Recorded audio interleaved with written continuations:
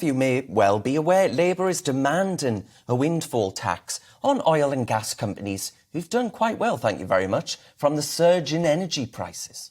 The Tories oppose the tax, but their Secretary of State for Energy wrote to oil and gas firms over the weekend demanding the companies reinvest extra cash made during the crises. But both sides are keen to bash fossil fuel producers. No surprise there then. But did you know some wind farm developers are making huge extra profits on the back of the energy crisis at the expense of consumers? A GBNews exclusive that's just been published on our website has revealed exactly that.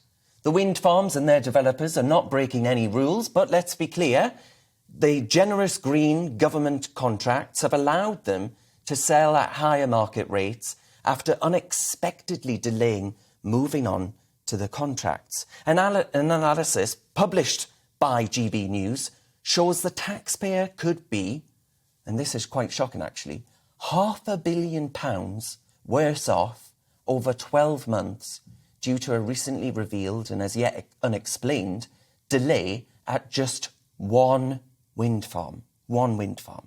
So has the Tory rush to net zero resulted in a bad deal for taxpayers and consumers? Well, joining me to discuss this is Andrew Montford from Net Zero Watch, and he joins me now.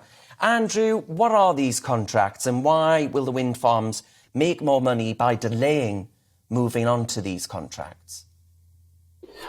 When the government was trying to get people to build wind farms, essentially they discovered that nobody would do it unless there was a guaranteed minimum price. Market prices for electricity at the time were too low, and there was a risk that they might go lower.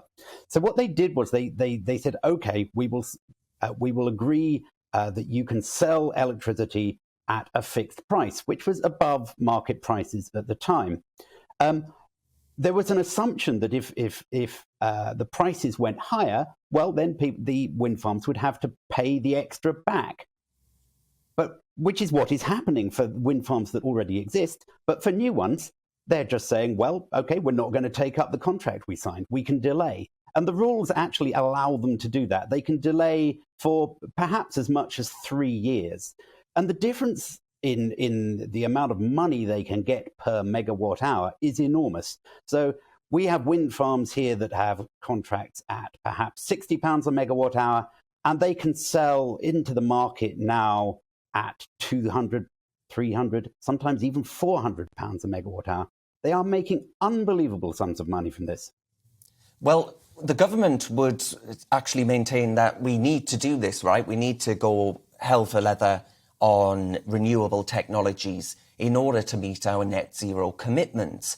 Do you not think, as some may well argue, this is a price, literally, worth paying?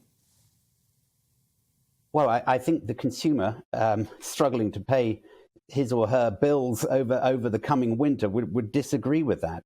These contracts they are far too generous in essence. They put all the risk onto the consumer and all the reward goes to the wind farm. So when prices go up, the contracts essentially say that the consumer has to cough up and the benefits. And as I said, you rightly pointed out, this is £500 million extra. That's just the extra for one wind farm. Yes, now, I mean, responding to our more story, wind farms Andrew, coming on stream in the next few years. Well, yes, a lot more. Which will be the same thing again. Yes. I mean,